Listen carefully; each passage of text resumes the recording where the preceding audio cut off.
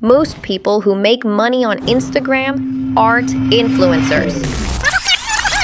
Yeah, not influencers. They don't have millions of followers, and most of them don't even sell their own products. In this video, I'll show you 3 real ways people make money on Instagram, but make sure you watch till the end, because I'll share the one thing you need before any of this actually works. The first way is by creating an Instagram shop. Did you know Instagram can actually work like an online store? With Instagram Shop, you can sell almost anything dropshipping products, online courses, classes, coaching, services, photos, print-on-demand items, pretty much whatever you want. Even if you're not a social media influencer, it doesn't matter. The key thing is this: your posts aren't just for views anymore. People see your content, like it, and are ready to buy. That's why Instagram isn't just a place to post weekend photos anymore. It's a real income channel. The second way is affiliate link. If you don't have your own product, you can promote other brands and earn commission. You don't need a huge following to start. Some affiliates work with small creators too. You post content, people click your link, and you get paid. Then, third way is brand partnerships. Brands pay creators to feature their products. Even small accounts can get paid. As your audience grows, so does the money.